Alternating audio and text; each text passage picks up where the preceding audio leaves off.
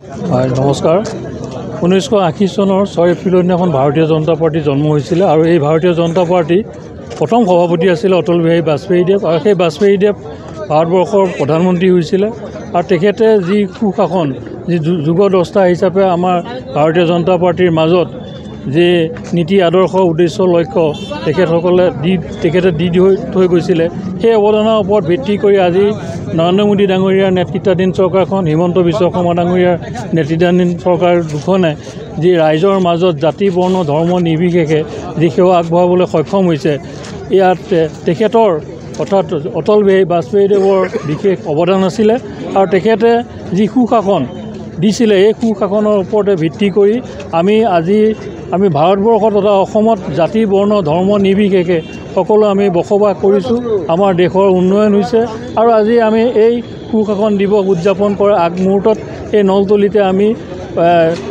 প্ৰায় আধা কিলোমিটাৰ আমি সকলো কাৰ্যকৰ্তা পদযাত্ৰা আমি ইয়াতে আগবাঢ়িছোঁ যাতে আমি জাতি বৰ্ণ ধৰ্ম নিৰ্বিশেষে সকলোৱে এই যি সুশাসন ব্যৱস্থাপনা যাতে আগলৈও যাতে বৰ্তি থাকক আৰু দেশৰ জনগণে যাতে উন্নয়ন পাওক সকলোৱে শান্তিৰে সদায় থাকক আৰু উঠি অহা প্ৰজন্মই যাতে এখন সুস্থ সবল সমাজ এটা পৰিৱেশ পায় তাৰ কাৰণে আমি কামনা কৰিছোঁ ভাৰতীয় জনতা পাৰ্টি আৰু অটল বিহাৰী বাজপেয়ীদেৱৰ লগত যি নিবিড় সম্পৰ্ক আছে এই সম্পৰ্ক যাতে প্ৰত্যেকজন কাৰ্যকৰ্তাই অনাগত দিনলৈকে যাতে স্মৰণ কৰি যায় তাৰে আমি কামনা কৰিছোঁ।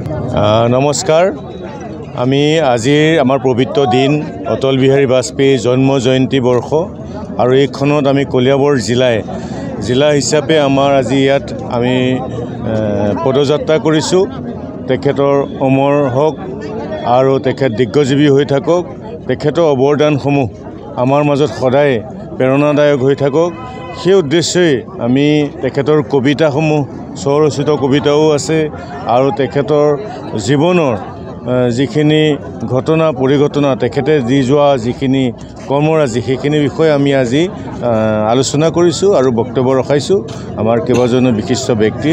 গতিকে আপোনালোক সাংবাদিকসকলো তেখেতো যেতিয়া এজন সাংবাদিক আছিল আপোনালোককো আমি তেখেতৰ হৈ অভিনন্দন জনাইছোঁ যাতে তেখেত ইমান এজন প্ৰথম আমাৰ দেশৰ ধৰ্ম আৰু যি পঞ্চজন্য কাকতৰ তেখেত প্ৰথম সাংবাদিক হিচাপে আছিলে তাৰপিছত সম্পাদনাও কৰিছিল।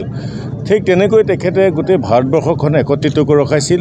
তেখেতৰ নেতৃত্বতে ভাৰত মাতা কি জয় এই শ্লোগানটো বেছি প্ৰচাৰিত হৈছিল।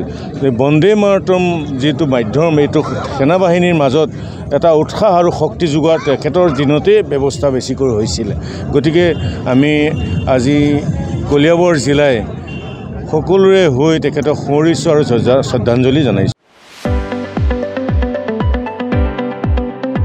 ৰঙাপাৰাবাসীৰ বাবে সুখবৰ। আপুনি যদি দুচকীয়া বাহন ল'ব বিচাৰিছে তেন্তে এতিয়াৰে পৰা আৰু চিন্তাৰ কোনো প্ৰয়োজন নাই।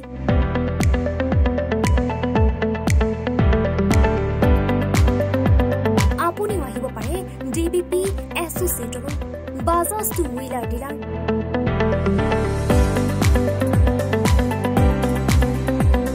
আমাৰ ঠিকনা ৱাৰ্ড নং 8 ঠাকুৰবাৰী ৰোড ডাকঘৰ ৰঙাপাৰা জিলা শোণিতপুৰ। আমাৰ যোগাযোগৰ নম্বৰ 9435707133 9707967285285।